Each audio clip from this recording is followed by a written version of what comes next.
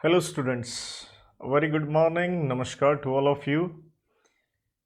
बच्चों, आज हम कॉन्ट्रैक्ट एक्ट सीए फाउंडेशन के लिए एक फास्ट रिवीजन ये क्लास लेंगे।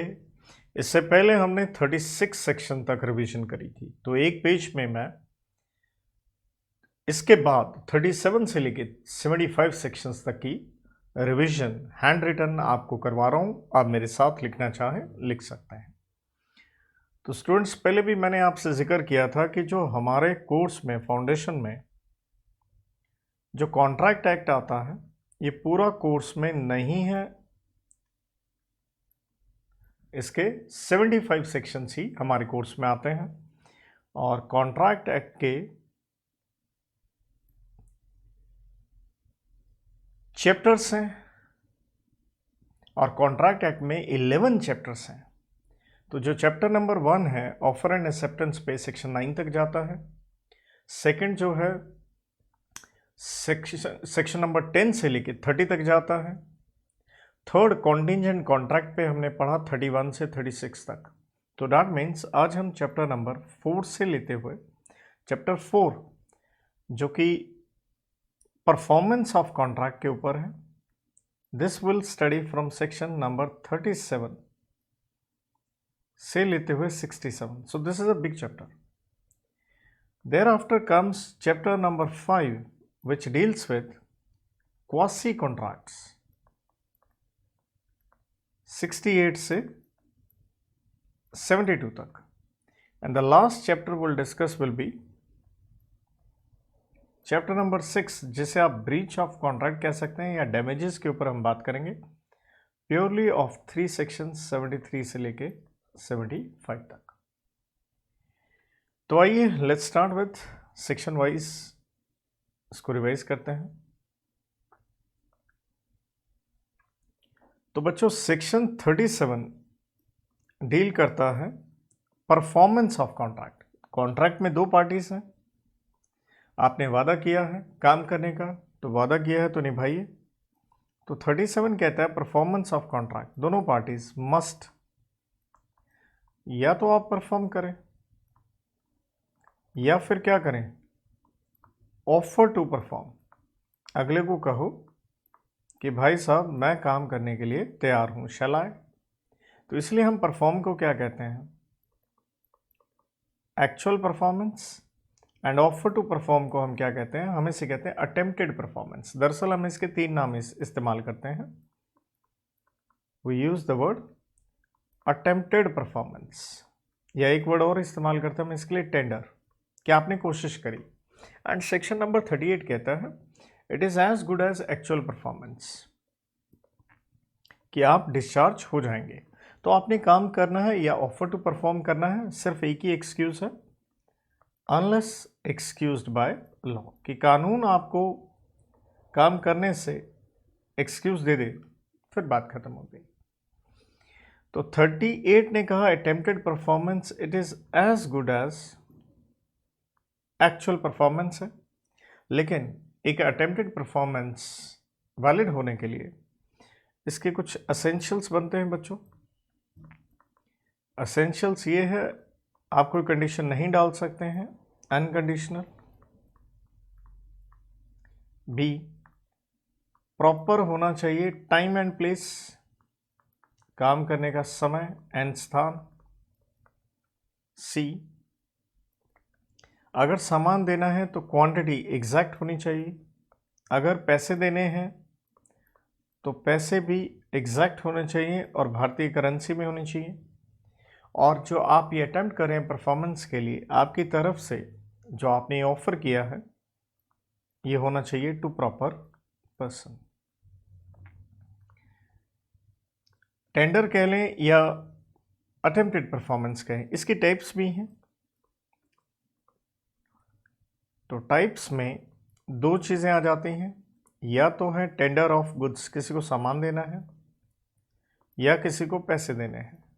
तो आपने ऑफर टू परफॉर्म किया, अगले ने सामान अगर नहीं लिया तो आप क्या हो जाएंगे, डी फॉर डिस्चार्ज हो जाएंगे, नीड नॉट ऑफर अगेन.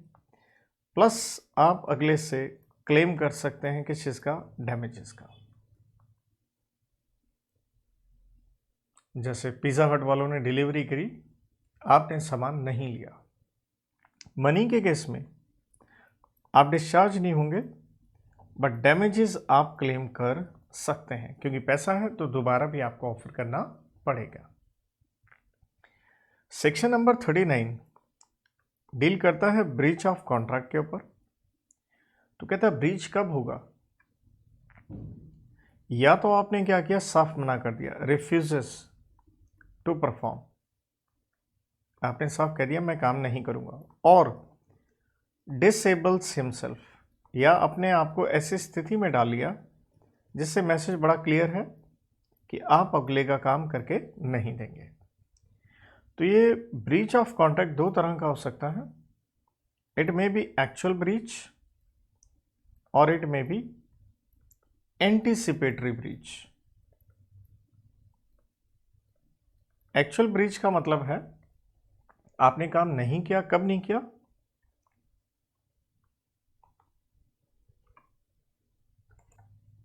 आपने काम नहीं किया ऑन ड्यू डेट, या इसे यूं भी कह सकते हैं ड्यूरिंग परफॉर्मेंस, काम कर रहे थे और करते करते आपने मना कर दिया भाई मैं काम नहीं करूंगा, या on due date of performance. और एंटीसिपेटरी क्या है, before due date, due date से पहले ही आपने मना कर दिया। इसलिए सेक्शन 39 में अच्छी चीज़ जो आती है, इस ब्रीच के कॉन्सिक्वेंसेस क्या होंगे। तो दो बातें हैं, जो एग्रीव्ड पार्टी है जिसे नुकसान हुआ है क्या कर सकती है, में मर्जी है उसकी, रिसाइंड कर ले कॉन्ट्रैक्ट, रिसाइंड मीन्स कैंसिल कर ले, या वेट कर ले। लेकिन वेट किस केस में करेंगे, अगर जो ब्रीच है वो एंटीसिपेटरी है, एंड ऑब्वियसली डैमेजेस के लिए आप सूट फाइल कर सकते हैं। इसके बाद सेक्शन 40 से 42 में दरअसल आता है by whom contract to be performed, by whom contract to be performed. बड़ा इंपॉर्टेंट क्वेश्चन है फाउंडेशन के लिए, और ये डायरेक्ट भी आ सकता है। 40, 41 एंड 42। सेक्शन 40 कहता है कॉन्ट्रैक्ट कौन परफॉर्म करेगा, प्रॉमिसर सेल्फ, जिसने वादा किया है वो परफॉर्म करे, लेकिन उसके बिहाफ पे परफॉर्म कर सकता है उसका ऑथराइज्ड एजेंट भी, या अगर प्रॉमिसर की मौत हो जाती है तो उसके लीगल रिप्रेजेंटेटिव भी। लेकिन ये कंडीशन ये होती है जो कॉन्ट्रैक्ट है वो बेस्ड ना हो किसके ऊपर, पर्सनल स्किल एंड नॉलेज पे ना हो, तो आप किसी उसके एजेंट या घर वालों से भी परफॉर्मेंस करवा सकते हैं। 41 कहता है परफॉर्मेंस हुई है बाय थर्ड पार्टी, जैसे मैंने आपके पैसे देने हैं, मेरे बिहाफ पे कोई और दे दे, तो इसे हम स्ट्रेंजर टू कंसिडरेशन भी कह सकते हैं। 42 कहता है प्रॉमिसर एक नहीं है, ज्वाइंट है। तो यहाँ पे तीन सिचुएशन अराइज होती हैं कि कॉन्ट्रैक्ट कौन परफॉर्म करेगा, सारे कर लें ड्यूरिंग देयर लाइफ्स अगर वो जिंदा है, और अगर एक की मौत हो जाती है तो उसका लीगल रिप्रेजेंटेटिव कॉन्ट्रैक्ट परफॉर्म कर ले विद सर्वाइवर्स जो बाकी जिंदा हैं, और अगर सबकी मौत हो जाती है तो in that situation legal representative of all contract perform कर सकते हैं। और 42 ये भी कहता है अगर जॉइंट प्रोमिसर हैं तो उनकी नेचर ऑफ लायबिलिटी क्या होगी, तो उनकी नेचर ऑफ लायबिलिटी ये है कि वो इकट्ठे भी लायबल हैं एंड अकेला भी लायबल है। तो कहने का मतलब है अगर A B and C joint promisor हैं और उन्होंने एक्स को मान लो 3,000 रुपये देने हैं, तो तीनों 1,000 दे सकते हैं, या अगर ए ने दे दिए हैं तो बी एंड सी से कंट्रीब्यूशन ले सकता है। तो कंट्रीब्यूशन के ऊपर हमारे यहाँ सेक्शन बनता है 43, very important from examination point of view, practical problem. तो इसमें यही कंट्रीब्यूशन के ऊपर, या यूँ कह लीजिए राइट्स की बात है, ऑफ जॉइंट प्रोमिसर की बात है। तो इसमें दो चीज़ें आती हैं, एक तो राइट है आपका कंट्रीब्यूशन का, जैसे मैं कह रहा था अगर पैसे ए ने दे दिए हैं तो बी एंड सी 1000 ईच पे करें ए को। और अगर लॉस हो जाता है, लॉस कैसे हो गया, मान लो से बी इंसॉल्वेंट हो गया तो बी से पैसे तो नहीं मिल पाएंगे ए को, तो जो 1000 रुपये डूब गए वो ए एंड सी आपस में कंट्रीब्यूट करेंगे, तो दैट मीन्स उनकी लायबिलिटी 1500 हो जाएगी। सेक्शन नंबर 44 कहता है release of a joint promiser. एक जॉइंट प्रॉमिसर को रिलीज कर दिया गया, किस चीज से, फ्रॉम लायबिलिटी, कि जाइए आपकी कोई लायबिलिटी नहीं होगी, बाय प्रॉमिसी। किसने रिलीज किया, प्रॉमिसी ने। तो ऐसा रिलीज क्या है, is nullity. Nullity means as good as nothing. मतलब जैसे एक्स ने कहा मिस्टर ए आप ऐश करें, मैं आपसे पैसे नहीं लूंगा, लेकिन हमने तो पढ़ा इनकी लायबिलिटी जॉइंट एंड सेवरल होती है, तो ये नलिटी है। Nullity means as good as nothing. तो डैट मीन्स अगर बी ने पूरे पैसे भर दिए हैं तो वो ए से कॉन्ट्रीब्यूशन ले सकता है, और कल बी एंड सी भी पैसे ना दें अगर एक्स को, तो एक्स ए से भी ले सकता है चाहे उसने रिलीज किया था, because it is nothing but nullity. Section number 45 जो डील करता है वो बिल्कुल 42 की तरह है, बस यहाँ है right of joint promisee. Promisee एक से ज़्यादा है, तो बिल्कुल 42 को 45 के साथ लेके चलना चाहिए। तो अगर जॉइंट प्रॉमिसी है, आपका राइट है, क्या करें, टू क्लेम परफॉर्मेंस। आप परफॉर्मेंस क्लेम कर सकते हैं, किससे क्लेम कर सकते हैं, ऑब्वियसली प्रॉमिसर से। कैसे क्लेम करेंगे, वही 3 सिचुएशन, ऑल, और वो एक मर गया, या सारे के सारे डेथ डाइज हो गए, सेम 42 वाला। देयर आफ्टर जैसे हमने कहा था टेंडर के लिए बड़ी ज़रूरी है प्रॉपर टाइम एंड प्लेस होना चाहिए, तो इसलिए अगला जो प्रश्न बनता है वो बनता है time and place of performance. और ये क्वेश्चन आता है सेक्शन 46 से लेके 50 तक। तो सेक्शन 46 बात करता है टाइम की, 47 दोनों की बात करता है, टाइम की भी एंड प्लेस की भी, एंड 48 कहता है इफ प्रोमिसी, अगर प्रोमिसी को क्या करना है, टू अप्लाई, उसको बताना है टाइम एंड प्लेस के बारे में। 49 डील करता है सिर्फ प्लेस ऑफ परफॉर्मेंस की, एंड 50 कहता है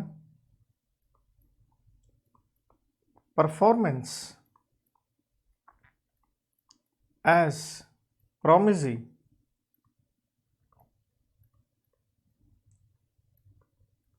prescribes और sanctions। आइए इसको डिटेल में लेते हैं, ये तो एक बार मैंने हेडिंग लिखे हैं। 46 ने किस के ऊपर बात करी, time and place of performance के ऊपर बात करी। तो उसने कहा 46 में टाइम क्या है, नॉट स्पेसिफाइड, कॉन्ट्रैक्ट में टाइम की बात बताई नहीं गई, तो काम कब होगा, and no application to be made by promisee. मतलब प्रोमिसी ने भी नहीं बताना है, ना टाइम बताया गया है, ना ही प्रोमिसी की तरफ से एप्लीकेशन जानी है कि काम कब होगा। तो आप प्रोमिसर हैं, आपने काम कब करना है, आपने काम करना है रीजनेबल टाइम में, और रीजनेबल टाइम डिपेंड करता है किसके ऊपर, रीजनेबल टाइम हमेशा डिपेंड करता है हालातों पे, सर्कमस्टांसेस ऑफ बेटा ईच केस। जैसे पटाखे अगर खरीदे हैं तो स्वाभाविक है दिवाली से पहले आना चाहिए।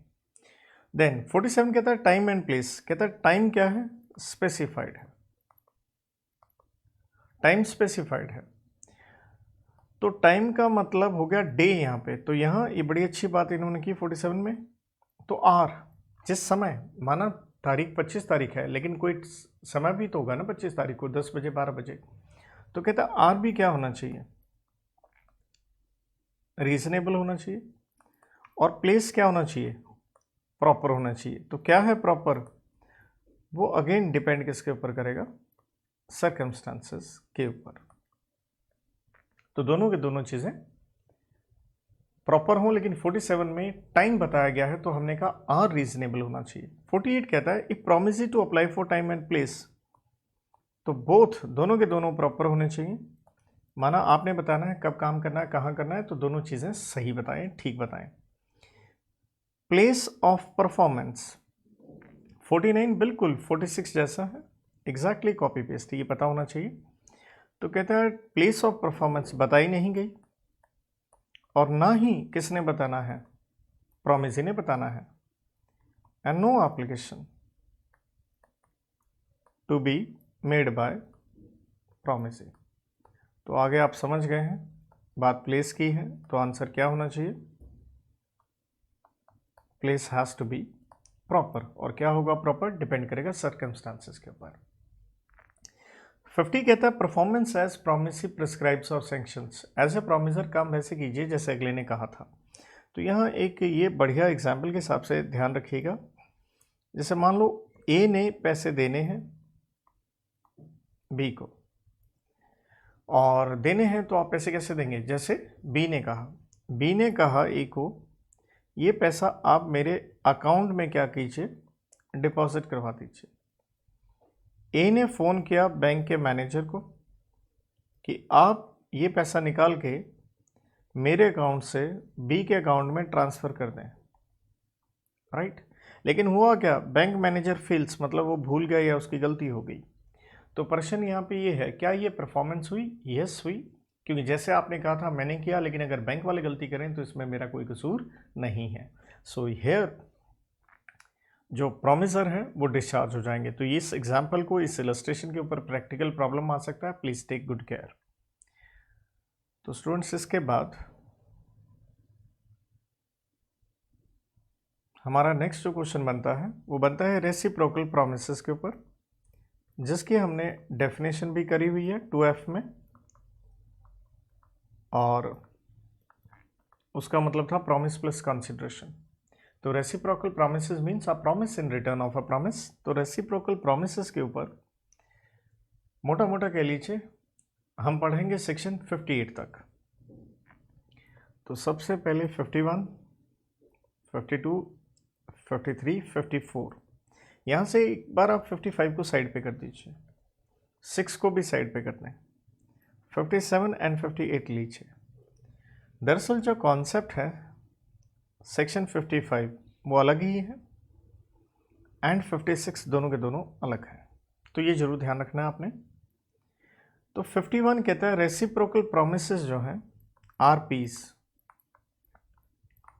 To be performed simultaneously, to be performed simultaneously. तो इसका मतलब क्या है, दोनों पार्टीज जो हैं वो अपना काम कैसे करें, इकट्ठा करें। और इसमें सबसे बेस्ट एग्जांपल होता है कैश सेल्स, क्योंकि यहाँ बायर पैसे दे रहा है और सेलर क्या देगा, सामान देगा। To be performed simultaneously. 52 कहता है ऑर्डर ऑफ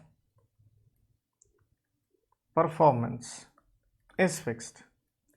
जैसे आप मैकडी वगैरह जाते हैं तो मैकडी में आप सारे जानते हो कि आपको पहले पैसे देने होते हैं, बाद में आपको बर्गर मिलता है। या फिल्म देखने जाते हैं, पहले आप टिकट लेते हैं, बाद में फिल्म देख सकते हैं। 53 एंड 54 दोनों में कुछ इंटरेस्टिंग बातें भी हैं, कॉमन भी हैं। तो 53 कहता है when one party prevents other from performing, एक पार्टी दूसरे को काम नहीं करने दे रही है तो क्या होगा। और 54 कहता है failure by party who is to perform first, जिसने पहले काम करना था उसने नहीं किया, who is to perform first. दोनों को समझाने के लिए एक एक एग्जाम्पल लेंगे, फिर हम दोनों के कॉन्सिक्वेंसेस की बात करेंगे। तो मान लीजिए आपने अपने प्लॉट में से रेता, जिसे आप सैंड कह देते हैं, वो उठवाना है। तो ट्रक होता है, ट्रक लोड ऑफ रेता उठवा के कहीं और फेंकवाना है। तो आपने लेबर को बुलाया, तो देसी भाषा में लेबर को दो चीज़ें चाहिए होती हैं, एक तसला, एक कस्सी, ताकि वो भर के कहीं और डाले।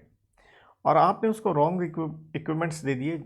जैसे मान लीजिए हमारी किचन में से उठा के आपने एक कोली दे दी और साथ में एक चम्मच दे दी कि भैया इसमें भर भर के वो जाके खड्डे में डाल दो, क्या वो डाल पाएगा? तो यहाँ हम क्या कहेंगे, आप ऐसी पार्टी हैं लेबर को ले आए लेकिन काम करने नहीं दे रहे।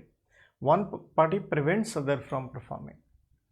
दूसरे में क्या है, failure by party who is to perform first. यहाँ एग्जाम्पल क्या देंगे, मान लीजिए आपने एक ट्रक वाला बुलाया क्योंकि आपने गुड्स ट्रांसपोर्ट करनी है, एंड लेट्स से आपने ही गुड्स ट्रांसपोर्ट करनी है दिल्ली टू मुंबई।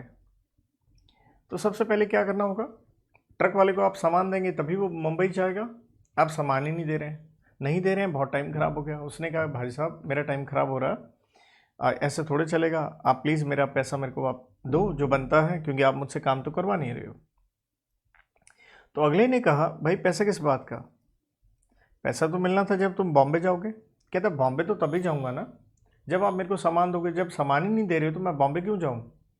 और इसलिए ये फेलियर आपका है, because you have to perform first. पहले सामान आपने देना है, आप नहीं दे रहे हो, सो आई एम डिस्चार्ज। मुझे मेरे पैसे मिलने चाहिए और मैं बिना बॉम्बे जाए ही आपसे पैसे लूँगा। तो क्या मिलने चाहिए?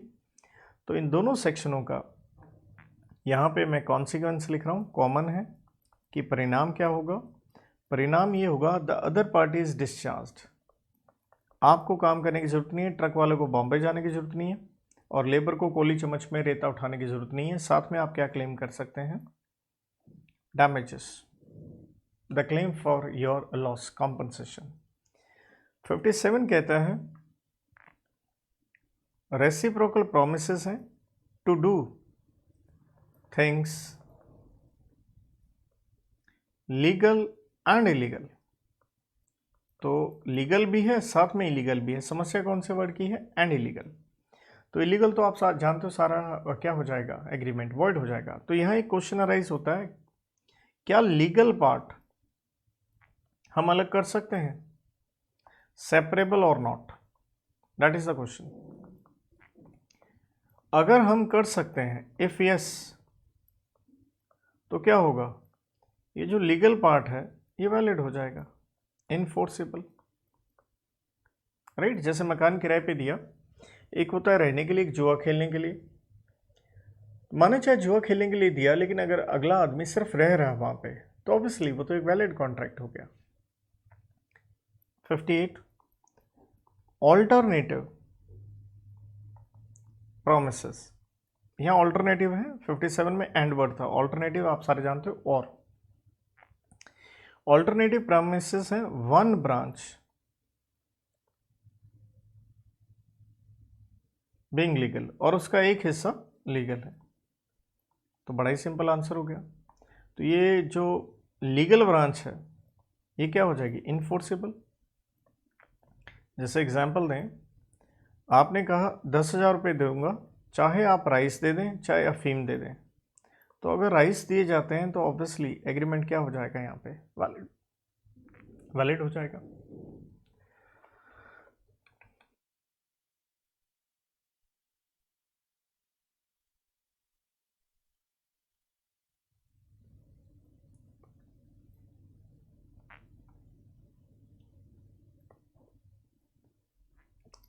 सेक्शन 55 डील करता है टाइम।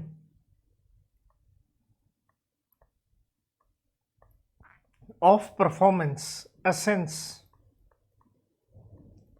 और नॉट।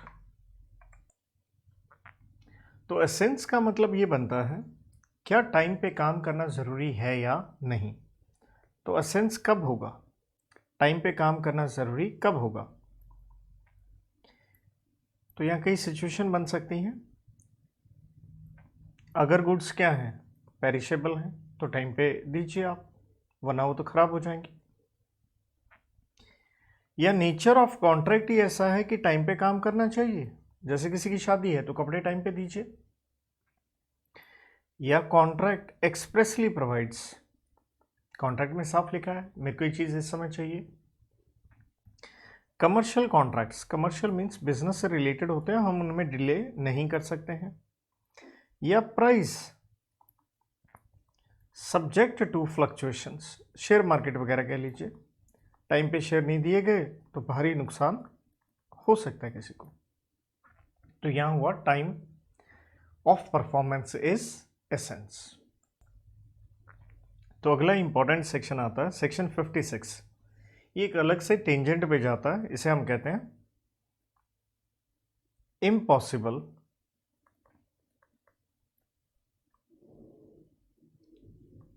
दो चीज़ें हो सकती हैं, एग्रीमेंट भी इम्पॉसिबल हो सकते हैं और कॉन्ट्रैक्ट भी।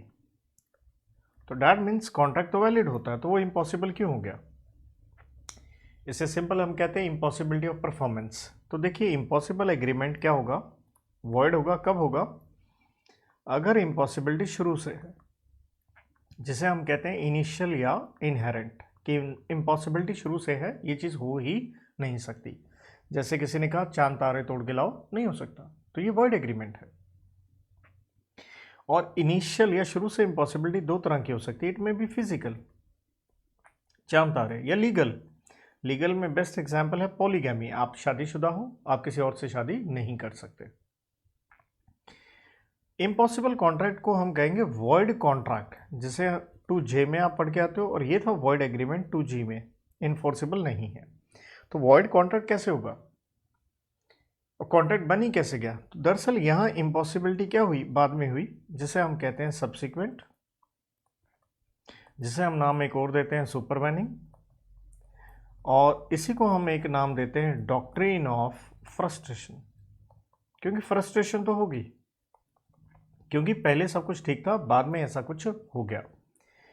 तो ये सब्सिक्वेंट इम्पॉसिबिलिटी की वजह क्या हो सकती है? वजह ये हो सकती है किसी पार्टी की डेथ हो गई,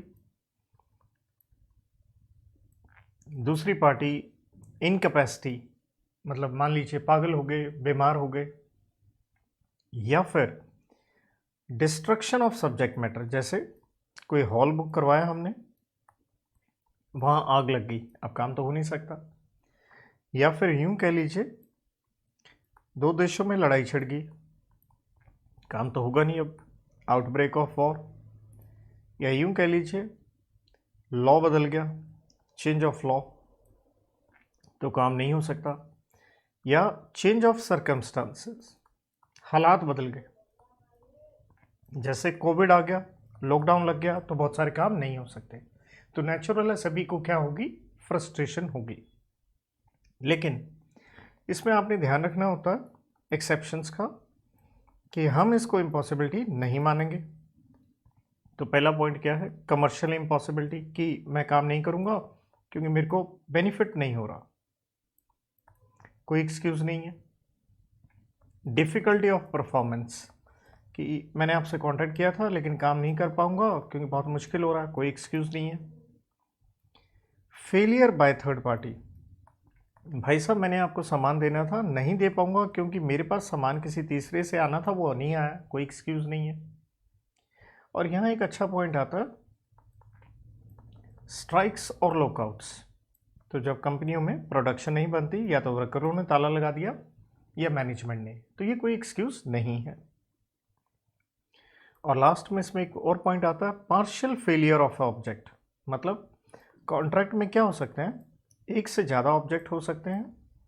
तो अगर एक चीज़ फेल होगी तो कोई एक्सक्यूज़ नहीं है, आप क्या करें, जो दूसरा है उसको परफॉर्म करें।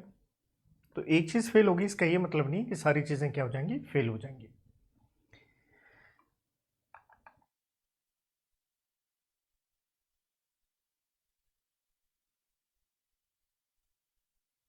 इसके बाद एक नया कंसेप्ट आता है appropriation of payment.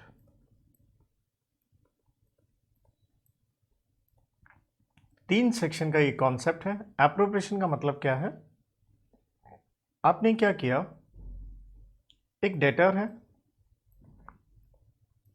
O several dates,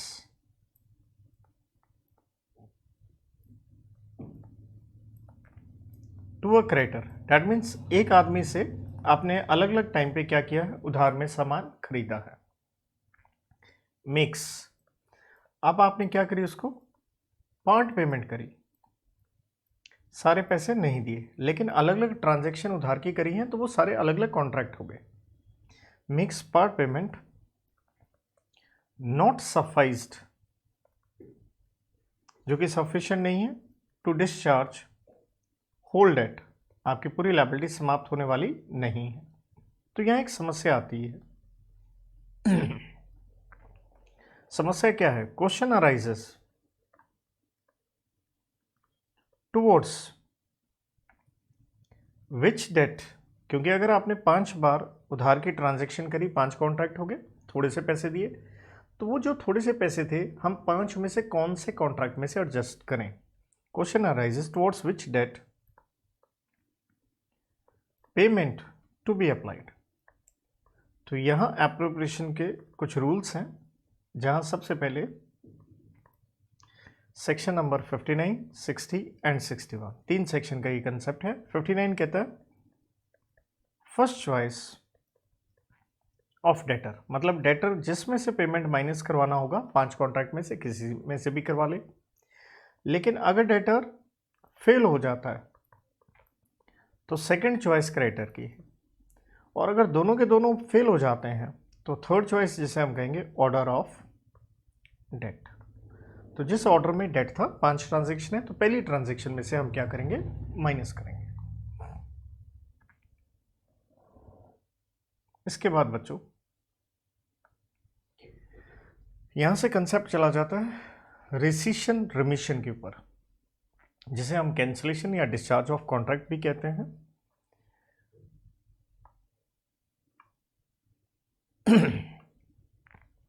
तो सेक्शन नंबर 62 क्या कहता है? 62 कहता है व्हेन पार्टीज एग्री। तो 62 कहता है व्हेन पार्टीज एग्री, क्या एग्री करते हैं वो?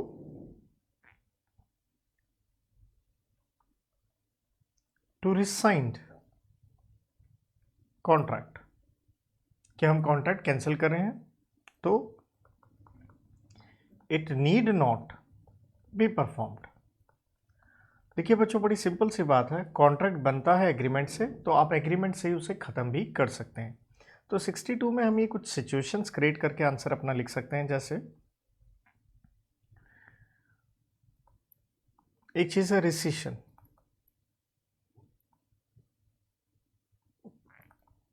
एक चीज़ है नोवेशन, और एक चीज़ है ऑल्ट्रेशन। सिंपल वर्ड में रेसिशन क्या होता है? कैंसिलेशन। और आप कॉन्ट्रैक्ट कैंसिल कर रहे हो 2 तरीके से हो सकता है, इट में बी टोटल और इट में बी पार्शियल। तो ठीक है, कॉन्ट्रैक्ट यहाँ क्या हो जाएगा? डिस्चार्ज हो जाएगा। नोवेशन को हम कहते हैं सब्स्टिट्यूशन, किसका? Of old contract with new contract, मतलब पुराना कॉन्ट्रैक्ट कैंसिल कर दिया और नया कॉन्ट्रैक्ट बना लिया। ये कैसे करोगे? तो यहाँ 2 तरीके होते हैं, बाय चेंज इन पार्टीज, या तो कॉन्ट्रैक्ट की पार्टीज चेंज हो गई, या change in terms and conditions of contract. जैसे ए ने आलू देने थे बी को, अब सी देगा, या ए ने आलू देने थे बी को, अब गोभी देगा। That is novation. ऑल्ट्रेशन क्या है? Old contract to be performed with change, delta लिख रहा हूं चेंज को, इन टी एंड सी, मतलब पुराना कॉन्ट्रैक्ट ही है, बस उसकी टर्म्स बदल गई। जैसे पहले 8 महीने में काम करना था, अब 6 में करना है, या 10 महीने में करना है। 100 किलो आलू देने थे, अब 200 किलो देने हैं, तो दोनों पार्टीज ने थोड़ा सा बदलाव कर लिया।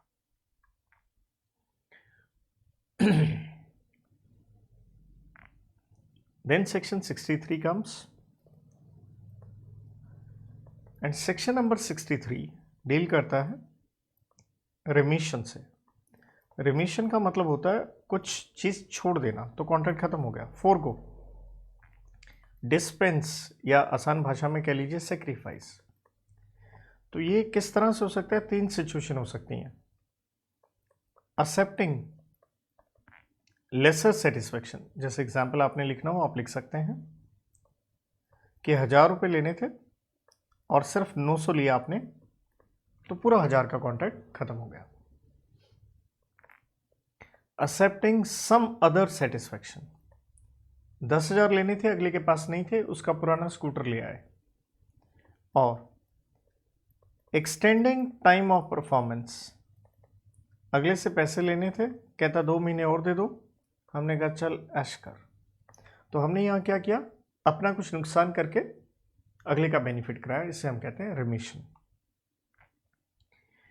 सेक्शन 64 एंड 65 एक ही कंसेप्ट पे चलते हैं और ये दोनों डील करते हैं रेस्टिट्यूशन ऑफ बेनिफिट, जिसका मतलब हुआ कोई पैसे आपने लिए हैं, कोई चीज़ आपने ली है, आपको रेस्टिट्यूशन मीन्स वापस करनी होगी। दोनों सेम है, तो दोनों में फ़र्क क्या है? फ़र्क ये है 64 जो आता है ये होता है, थोड़ी देर स्पेस कम है तो मैं इधर लिख रहा हूँ, अगर कॉन्ट्रैक्ट वॉइडेबल कॉन्ट्रैक्ट है, जैसे याद हो फ्री कंसेंट मिसिंग हो, कोर्शन अनड्यू इन्फ्लुएंस, तो सेक्शन 19 में कॉन्ट्रैक्ट वॉइडेबल होता है। तो किसी ने कोर्शन अनड्यू इन्फ्लुएंस करके आपसे कॉन्ट्रैक्ट किया, आप अवॉइड कर सकते हैं, लेकिन उसने कुछ पैसे तो दिए होंगे, क्या वो वापस ले सकता है? The answer is yes. 65 deal करता है या तो एग्रीमेंट वॉइड हो गया या कॉन्ट्रैक्ट क्या हो गया, वॉइड हो गया। तो void is as good as nothing, तो जो आपने पैसे दिए थे क्या अगले से वापस ले सकते हैं? The answer is yes. Section 66 and 7, 66 को मैं कहता हूं ऑफर की कम्युनिकेशन के लिहाज से देखें। ये क्या कहता है? कम्युनिकेशन, वर्ड कम्युनिकेशन से हम स्टार्ट कर रहे हैं भाई, किसका? ऑफ रिसिशन, रिसिशन बताई दिया भाई 62 में। कैंसिलेशन भाई, किसका cancellation? Of voidable contract, voidable आप सारे जानते हो, फ्री कंसेंट मिसिंग है तो आप उसको अवॉइड कर सकते हैं। तो अवॉइड करने के लिए कम्युनिकेट तो करना होगा, कैसे करें? इन सेम मैनर, बिल्कुल वैसे ही करो एज कम्युनिकेशन ऑफ प्रपोजल, जैसे प्रपोजल को आप करते हो, और वो सेक्शन 4 में आता है, when comes to the knowledge of person to whom it is made. 67 38 से डील करता है। 38 में क्या था? Attempted performance. तो 67 क्या कहता है? Failure to provide, failure to provide, आपने नहीं दी, क्या? रीजनेबल अपॉर्चुनिटी, एक अपॉर्चुनिटी,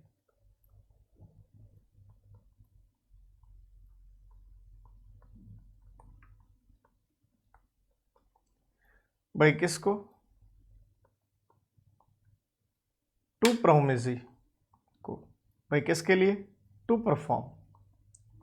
किसी ने काम करना है, जैसे मैंने आपको पढ़ाना है, तो बड़ा ज़रूरी है क्लास में बच्चे शांति से बैठें। क्लास में बच्चे आए हों, मान लीजिए बच्चे नहीं आए और शांत नहीं हो रहे हैं, टू रिजल्ट इन डिस्चार्ज, तो दूसरी पार्टी क्या हो जाएगी? डिस्चार्ज हो जाएगी, क्योंकि अगले ने क्या करी? कोशिश करी अपना काम करने की। इसलिए हम कह रहे थे ये अटेम्प्टेड परफॉर्मेंस जैसी है। जैसे आपने बिजली वाला बुलाया घर में कुछ ठीक करवाने के लिए, आप बता ही नहीं रहे हो ठीक क्या करवाना है, तो अगला तो यही कहेगा ना, आप अपने आप को ठीक करवा लो।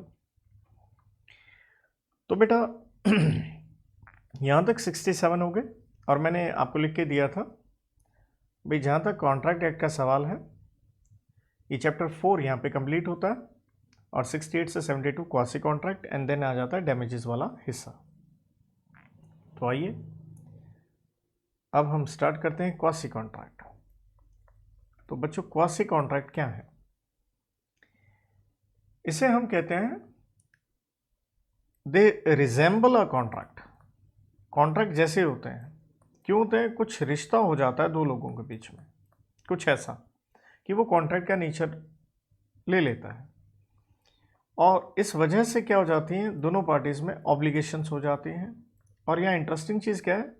सेक्शन 10 जो एसेंशियल्स हैं, नॉट सेटिस्फाइड, यहाँ सेक्शन 10 वाले पॉइंट नहीं लगते कि भाई ऑफर थी, एक्सेप्टेंस थी, ऐसा कुछ नहीं है, बट ये कॉन्ट्रैक्ट हो गया।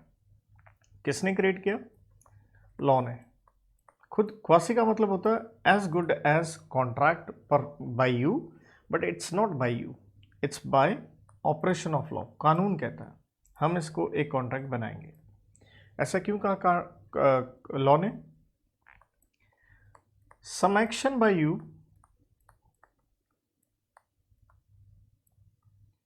And reaction by law.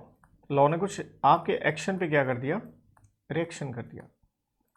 दरअसल क्वासी कॉन्ट्रैक्ट जो है वो एक पार्ट है, ब्रांच है एम्प्लॉयड कॉन्ट्रैक्ट का। एम्प्लॉयड हमने सेक्शन 9 में पढ़ा था।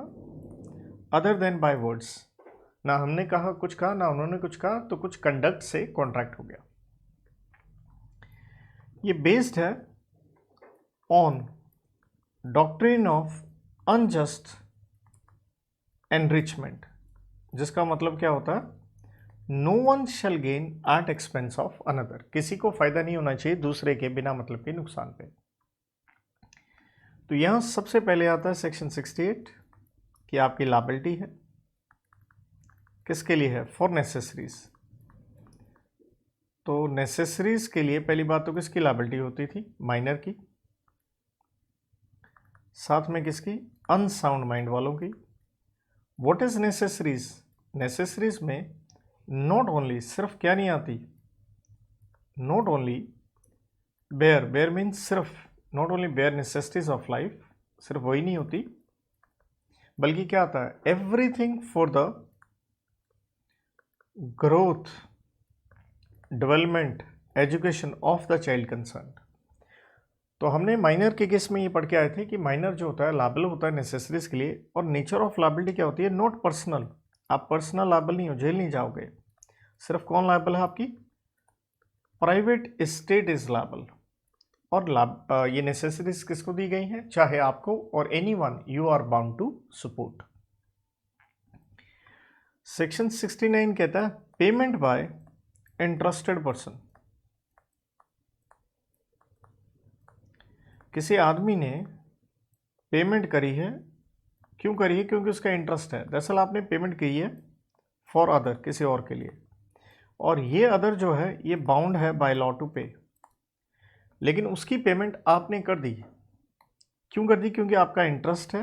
तो आपको यहाँ राइट होना चाहिए किस चीज़ का? रिम्बर्समेंट। रिम्बर्समेंट का मतलब है जो पैसे आपने दिए हैं वो आपको वापस मिलेंगे। तो इसलिए हम इसे यूँ भी कहते हैं payment, reimbursement of money due paid by another. जैसे एक सिंपल यहाँ पे केस भी है एक्जाल वर्सेस पैट्रिज नाम से, कि जैसे दो दोस्त हैं सुरेश रमेश। तो सुरेश रमेश के घर आता है, जो कि रमेश कहाँ रहता है? पीजी में। अपना बैग लेके आता है, लेकिन मान लीजिए रमेश एक डिफ़ॉल्टर है, उसने एरियर्स हैं रेंट के जो लैंडलॉर्ड के नहीं दिए। लैंडलॉर्ड आज आया और उठा के ले गया बैग, किसका? सुरेश का। क्यों ले गया? रेंट के बदले में। तो यहाँ सुरेश एक इंटरेस्टेड पर्सन हो गया, उसे अपना बैग चाहिए।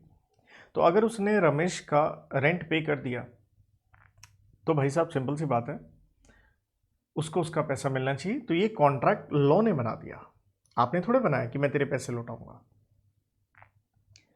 Section 70 obligation to pay for non gratuitous act. बेटा ग्रेचुअस का मतलब होता है voluntary, without consideration, free of cost, non gratuitous act. यहां क्या हुआ? फिर से किसी दूसरे आदमी के लिए आपने क्या करी? पेमेंट करी, और इस अदर पर्सन ने क्या किया? इंजॉयड बेनिफिट, और उसने पूरा बेनिफिट लिया। पहले एक सिंपल एग्जांपल लेते हैं। मान लो दो दोस्त हैं, स्वामी गोस्वामी, राइट? तो लेट्स से दोनों कहीं पे कुछ खाने पीने गए, प्रोग्राम बन गया, पार्टी वार्टी कुछ भी कहें। तो लेट्स से अगर गोस्वामी ने पैसे दे दिए, क्या उसकी मंशा है स्वामी को पार्टी देने की? Not at all. तो क्या उसको, जो उसने स्वामी का बिल भरा, क्या उसके पैसे मिलने चाहिए? The answer is yes. तो इसे हम कहते हैं obligation to pay for non gratuitous act. यहाँ पे एक केस जरूर आपको पता होना चाहिए, Shyamlal versus state of UP, जहाँ पे क्या हुआ? सरकार ने एक कर्मचारी को निकाल दिया वक्त से पहले, रिटायरमेंट की एज से पहले, और वो ऊपर वाली कोर्ट में जा करके एक स्टे ऑर्डर ले आया, और स्टे ऑर्डर की वजह से उसे तनख्वाह मिलती रही, जबकि गवर्नमेंट ने उसे कोई काम नहीं करवाया क्योंकि उन्होंने तो निकाल दिया था। अब गवर्नमेंट उससे ऊपर वाली कोर्ट में अपील करती है, गवर्नमेंट केस जीत जाती है, क्या गवर्नमेंट को अपनी सैलरी वापस मिलनी चाहिए? The answer is yes. क्यों? क्योंकि सरकार की कोई मंशा नहीं थी फ्री में उसको क्या देने की, तनख्वाह। यहां पे सबसे इंपॉर्टेंट सेक्शन क्वासी कॉन्ट्रैक्ट में आता है बच्चों 71 डील करता है फाइंडर ऑफ लॉस्ट गुड्स। अगर किसी का सामान खो गया है और अगर आपको मिल गई है तो इस फाउंडर को हम कहते हैं, वो बन जाता है बेली, और इस बेली की कुछ ड्यूटीज हैं और कुछ उसके राइट्स होते हैं।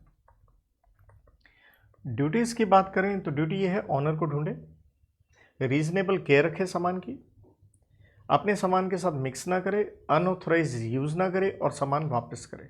क्योंकि किसी की चीज़ गिरी है, आपको किसने कहा था उठाने के लिए, उठाया तो ढूंढो उसे, सामान की देखभाल करो। राइट है, जो खर्चा हुआ है मिल जाएगा, अवार्ड घोषित किया है तो मिल जाएगा, और अगला, अगर आपके ये पैसे ना दे आप सामान बेच सकते हो, अगर आपका एक्सपेंस उस सामान को संभाल के रखने में 2/3 ऑफ वैल्यू ऑफ गुड्स हो गया है, या गुड्स क्या है, पेरिशेबल है।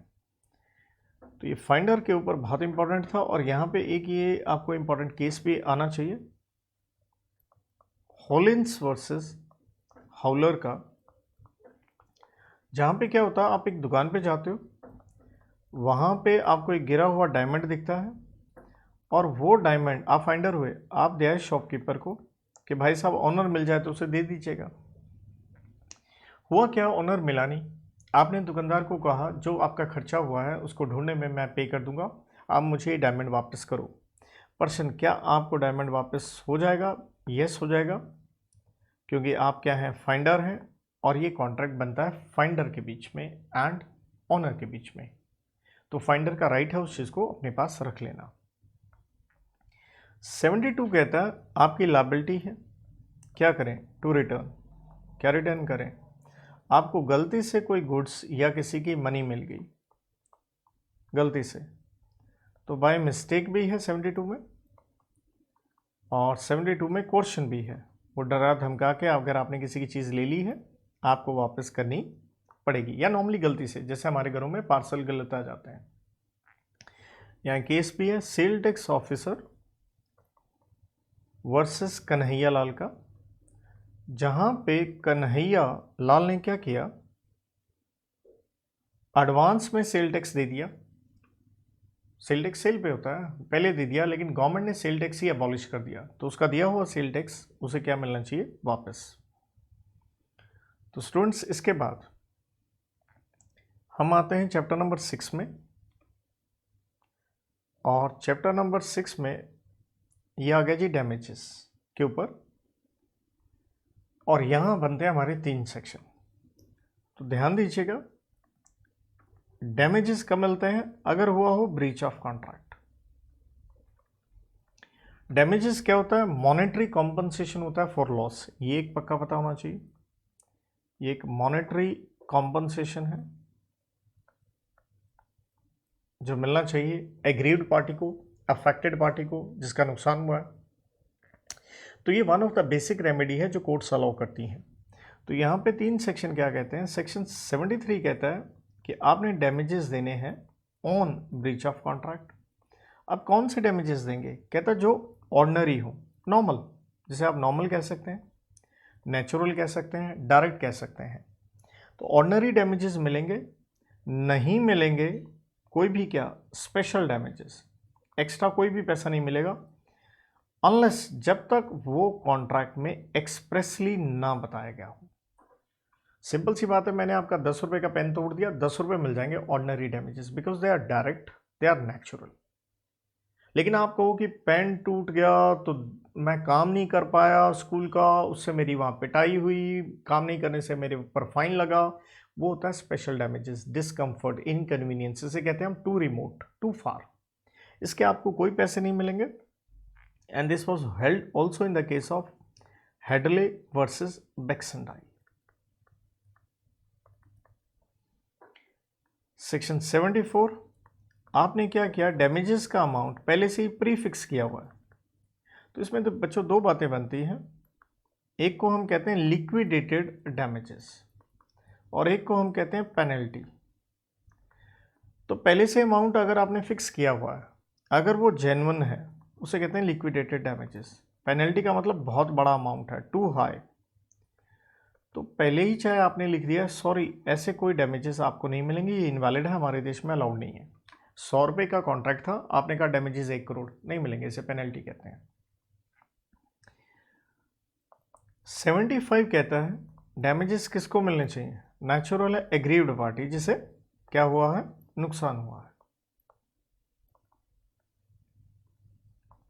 सो डैमेजेस मिलने चाहिए किसको, एग्रीव्ड पार्टी को, जिससे नुकसान हुआ। जैसे यहाँ एक बड़ी अच्छी इलस्ट्रेशन आती है, आपने किसी क्लब में गाना गाना है और ये आपको पर डे के हिसाब से मान लीजिए 100 रुपये मिलते हैं, तो आपने क्या किया, 6 नाइट्स पे परफॉर्म किया, तो माना आपको 100 × 6 600 रुपये तो मिलने चाहिए। इसे हम कहते हैं क्वांटम एरियोट। ये भी एक रेमेडी होती है ब्रीच ऑफ कॉन्ट्रैक्ट पे, जिसका मतलब होता है एज मच एज अर्नड, जितना काम हो गया उसके पैसे मिलने चाहिए। क्योंकि यहाँ क्या है, contract turns out to be unenforceable, क्योंकि 7वें दिन आप काम करने नहीं आए। यहाँ मैं लिख रहा हूँ 7th डे फेल्ड, आप नहीं आए, तो माना 6 दिन के पैसे मिल जाएंगे, क्योंकि हर दिन का काम एक अलग काम था। Contract turns out to be enforceable, या इसे कहते हैं डिविजिबल कॉन्ट्रैक्ट। तो 7th डे पे नहीं आए तो ऑब्वियसली क्लब का क्या हुआ, लॉस हुआ, तो क्या उनको डैमेजेस मिलने चाहिए, द आंसर इज यस, उनको मिलने ही चाहिए। देन बच्चों डैमेजेस में, जैसे अभी मैंने लिखा ऑर्डिनरी डैमेजेस, स्पेशल डैमेजेस, ऐसे ही डैमेजेस में डैमेजेस की टाइप अगर आगे बात करें, एक होता है नॉमिनल डैमेजेस। मेरे पास जितना पेज है बस उतना ही लिख पाऊंगा, बस इतनी एक जगह है मेरे पास। नॉमिनल डैमेजेस होता है सच कोई लॉस नहीं हुआ, just to prove a point.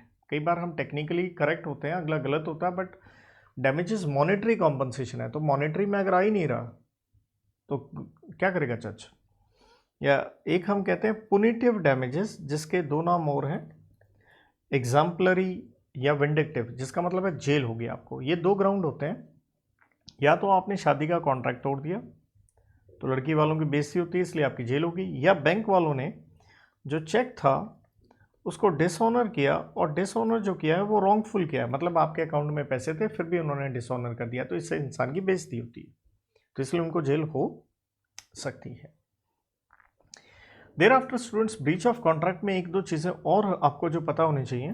Breach of contract में एक रेमेडी होती है स्पेसिफिक परफॉर्मेंस, जिसका मतलब ये होता है कोर्ट से कोई ये कहना कि जो कॉन्ट्रैक्ट हुआ है वही परफॉर्म करवाया जाए, मुझे मॉनेटरी कॉम्पनसेशन या डैमेजेस नहीं चाहिए। Ask the promisor to do what he has promised to do. ये तब होता है जब कॉन्ट्रैक्ट में जो गुड्स इन्वॉल्व हैं वो रेयर हों, या जो मनी है डैमेजेस वो अनसर्टेनेबल है, कंप्यूट नहीं कर पा रहे हैं हम। या एक होता है, एक और केस होता है इंजंक्शन, जिसका मतलब क्या है, to stop promisor from doing what he has promised not to do. किसी को रोकना वो काम करने से जो उसने वादा किया था वो नहीं करेगा। जैसे कोई आपसे कंपटीशन कर रहा है, आपने उसको पैसे दिए, कंपटीशन मत कर, आप पैसे दिए हैं तो नहीं करना चाहिए, लेकिन अगर वो स्टिल करे तो आप कोर्ट में जा करके ये रेमेडी ले सकते हैं। तो स्टूडेंट्स इसके साथ ये जितने सेक्शंस थे मोटा मोटा मैंने सारा रिवीजन दे दिया, बट इस दौरान हमने एक क्वेश्चन और, जैसे कह लीजिए आउट ऑफ ट्रैक, हमने एक डिफरेंस भी पढ़ा था। ये डिफरेंस था बिटवीन सक्सेशन एंड असाइनमेंट। तो मैं थोड़ा सा उसका भी जिक्र किए देता हूँ, स्पेस नहीं है क्योंकि मैंने कहा था एक ही पेज में लिखेंगे, लेकिन ये काम चल जाएगा। तो डिफरेंस, सक्सेशन क्या था, transfer of assets and liabilities on death, और असाइनमेंट सिर्फ व्हाट, एसेट्स। तो स्कोप सक्सेशन बड़ा हो गया क्योंकि दोनों चीज़ें हैं। जब सक्सेशन होता है तो कोई डॉक्यूमेंट नहीं चाहिए, बिकॉज ये होता है बाय ऑपरेशन ऑफ लॉ, क्योंकि लॉ ये कहता है मौत के बाद प्रीडिसेसर की प्रॉपर्टी सक्सेसर को जाती है। जबकि असाइनमेंट क्या है, असाइनमेंट आपका एक वॉलंटरी एक्ट है, तो उसके लिए एक डॉक्यूमेंट भी बनेगा और उसके लिए कॉन्सिडरेशन भी चाहिए, जबकि सक्सेशन में कोई कॉन्सिडरेशन भी नहीं चाहिए। और सक्सेशन कब होगा, ओनली ऑन डेथ, जबकि असाइनमेंट कब होगा, when both the parties are alive. तो विद दिस जो हमने बहुत गहराई में सब कुछ पढ़ा, एक एक सेक्शन तो मैंने आपको प्रॉपर यहाँ लिख के भी दिया है, एक आधी चीज़ रहेगी माड़ी मोटी थोड़ी बहुत, तो वो भी आपसे जिक्र कर ली। And as I share with you, 1 page and will complete. So this is the register page, बिल्कुल A4 page printer stationery, exactly वही है। तो ये मैंने लिख दिया, होप सो आप लोगों ने मैनेज कर लिया होगा।